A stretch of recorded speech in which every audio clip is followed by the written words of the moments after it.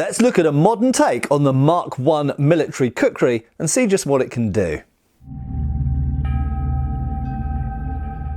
Hi folks, Matt Easton here, Schola Gladiatoria, and this is the Mark I Fort William military kukri from Kailash blades. Link below to this product and you can see all of the options and all of the details to do with this. Now this is a modern interpretation or take. I wouldn't say it's a 100% replica of an original Mark I kukri, which incidentally was a model of kukri used by the military between 1903 and about 1915. When it was superseded by other models. But this nevertheless, through the first part of the First World War and before that, so the Edwardian period into George V's reign, was a type of kukri carried in the British and Indian Army and used as a weapon and as a tool and all of the things that kukris are. They are both of those things, of course. Now, this was the first mainstream form of military kukri that had what's called a rat-tail tang, which is a term which is sometimes seen as a bad thing, incidentally, in the modern sword-making world, but in this context it's not.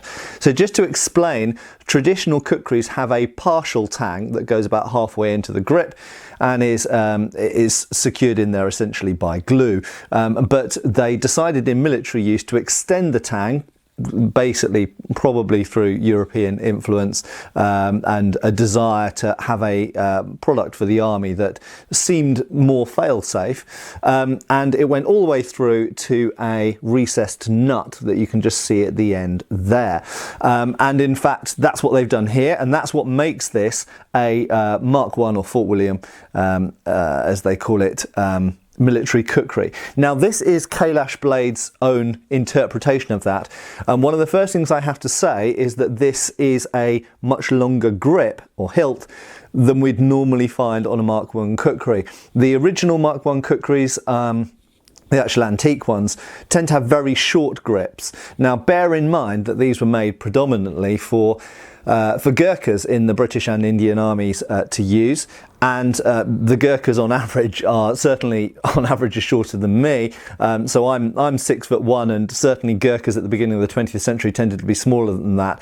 Even today the average height of Gurkhas is, I think, well below the average height of British soldiers, so that the grips were made for the intended users. However, these were used by other people as well, and interestingly there are private purchase or perhaps private purchase, there's a lot of conjecture about this, but there are perhaps private purchase versions of these which have some differences of details but follow the general design of the Mark I, which do have longer hilts. They tend to be at the lighter end of the spectrum. Now my understanding is that the originals of these tend to vary between, to use the imperial measurements, between about 25 ounces and about 35 ounces, and this is at the lower end of that spectrum. This is about 25 ounces. In fact, it is 25 ounces. So this is, if we want to call it something as an analogue to something historical, it is the equivalent of a private purchase, like officer's version, of a Mark I kukri from between 1903 and 1915. Now, I should also mention that it comes with two different sheaths that have been sent to me. Oh, and before I go on, I should also mention, there's always the disclaimer, Kailash Blades have sent this to me, so my review, if you think there's any bias involved in there, just bear that in mind. But as I always say, most of the things I review on my channel are sent to me to review, so I think they're pretty much all on the same even keel. So this is the more traditional military style sheath or scabbard, and you can see, if I just put the kukri down for a second, you can see it's beautifully made and very much follows the styling, even down to the Sam Browne style hooks or slings to go onto the Sam Browne belts, onto the military webbing, and you know, it's basically the same design. You can actually take this frog, as it's sometimes called, frog off. So there you've got the more traditional sheath or scabbard now, and that is a type of scabbard that was used with kukris for quite some time in 19th century. But mounted with that, it now very much looks like something of the era of the beginning of the 20th century and World War I, and these were carried in World War I, incidentally. However, Kailash Blades also offer a more traditional, a less traditional, modern take on a kukri sheath, which some people might find more convenient, and more practical for sort of kind of camping or any kind of bushcraft, this kind of stuff. Personally, I prefer the traditional one, but it is nice that that option is there, and certainly for a lot of people, they will find, if they're not used to kukris, they'll find unsheathing this more simple. Obviously with the kukri sheaths, they are held in by friction, so basic rule is keep your fingers away from the front leading edge there, just in case it breaks through. And they can be quite stiff. You'll notice that this is very, very well fitted.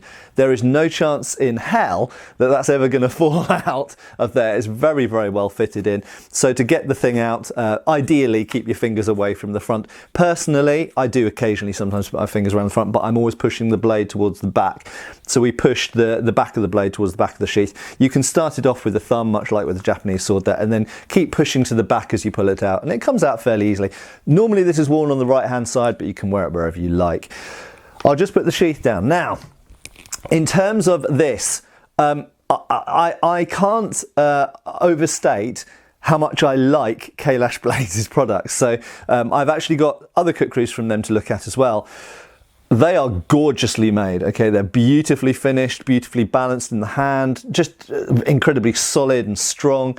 Many, many nice things to say about this. In terms of the blade, it's got the classic Mark 1. It is what it is, you know, it's a classic Mark 1 blade. And you'll notice, hopefully on camera you can see, it's got a degree of hollow grinding here, as well as the characteristic thin fuller up the spine of the blade here. So it's scooped out here, which of course reduces mass from the blade. Now at 25 ounces, it's not super light, but it's not very heavy either. There are certainly heavier examples.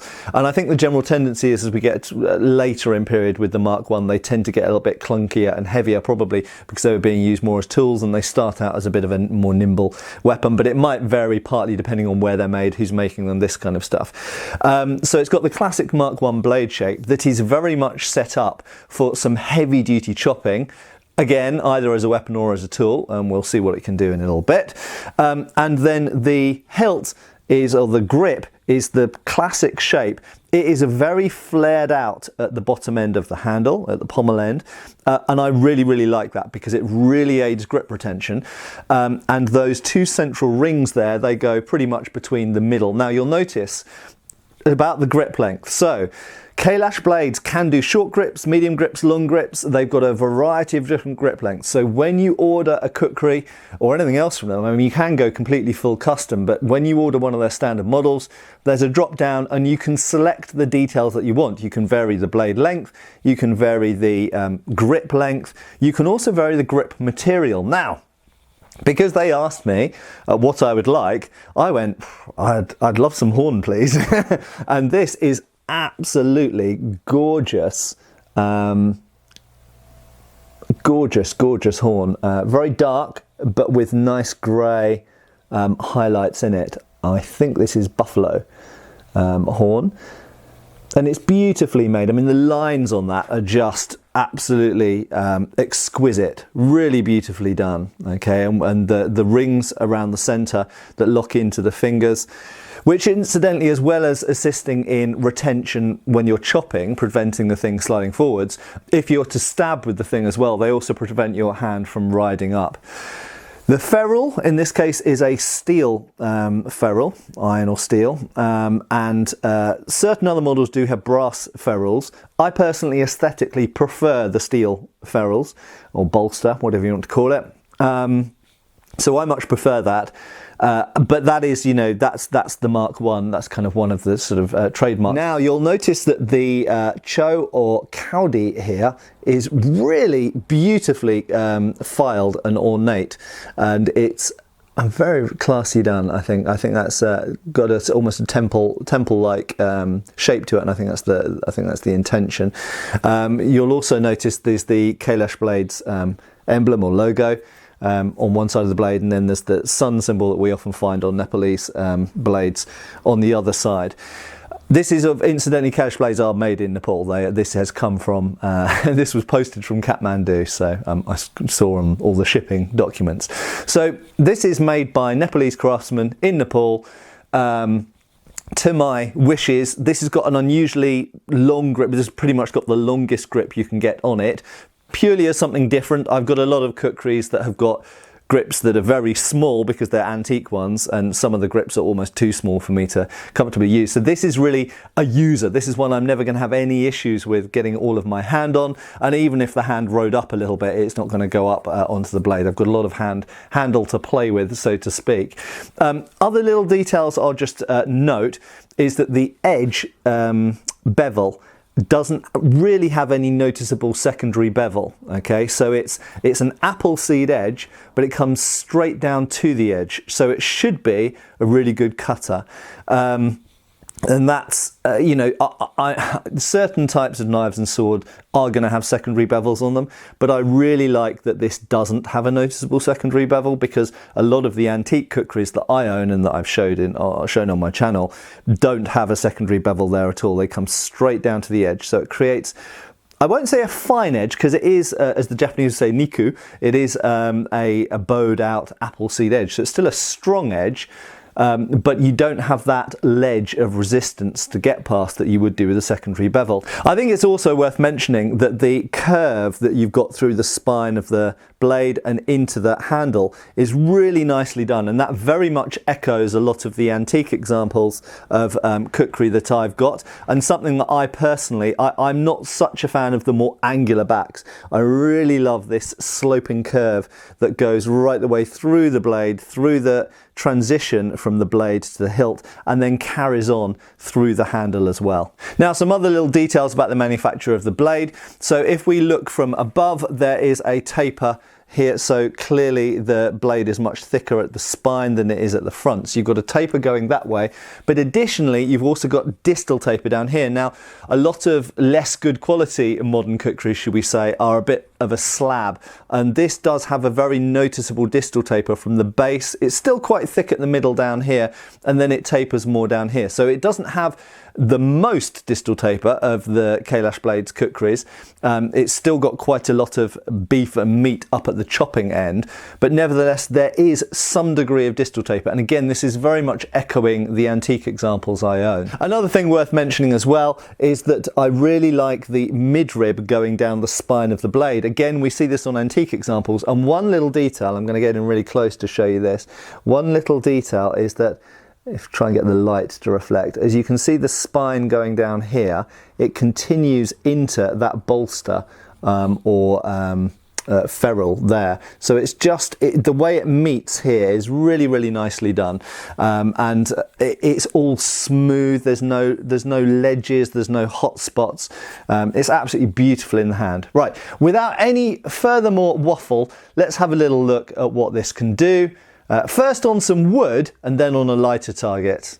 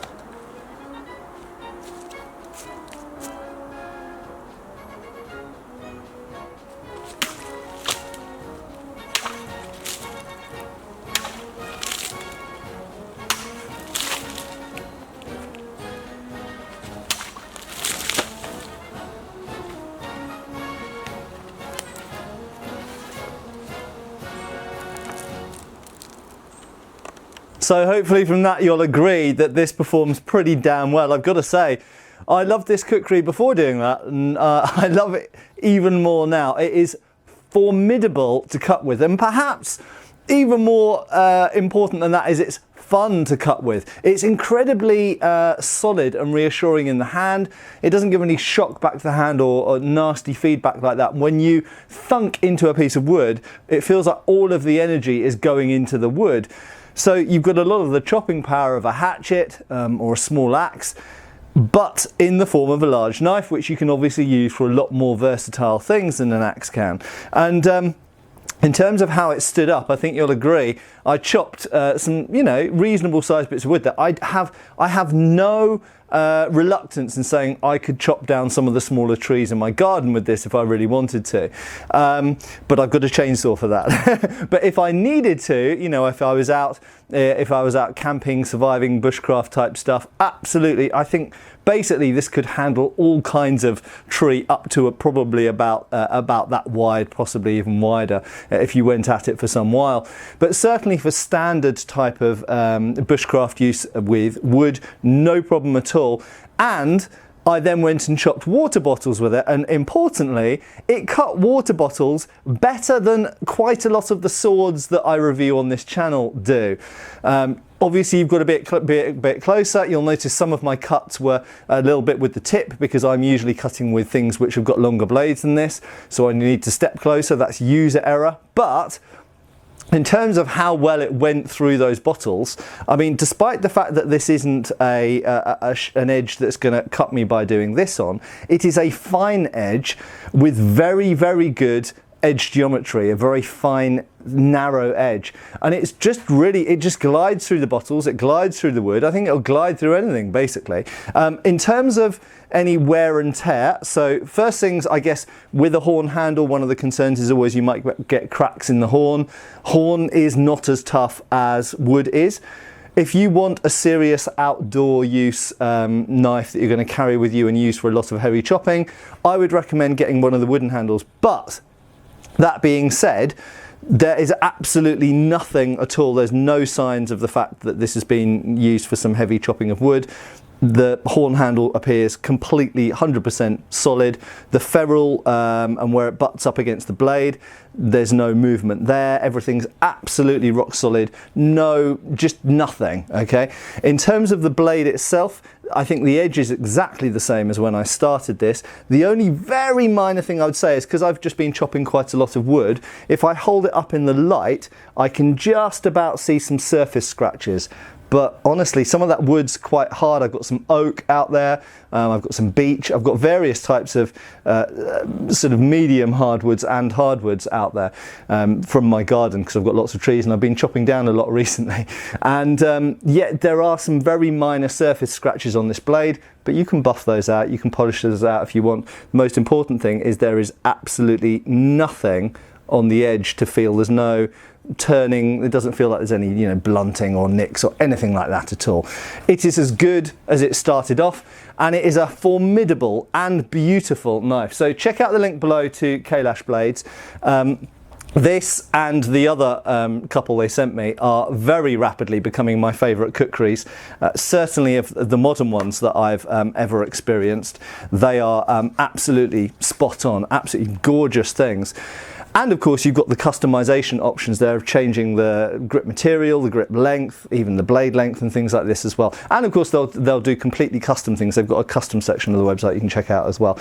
So an absolutely gorgeous Kukri, whether you see it as a tool or a weapon or both. It can cut as well as a sword, maybe not quite as far away as a sword, but it can cut once it's in the target as well as a sword. It can chop wood better than a sword. It can chop wood almost as well as axes can. It's just the Kukri. What an amazing, amazing invention with an enduring sort of popularity across many different continents and cultures, and an enormous amount of history behind it as well. And if you're interested in these, go and read some more about the history of the Mark I Kukris, but the marks that came after that, and then the pre-military Kukris and the villager Kukris and so on and so forth. Fascinating weapon, fascinating culture.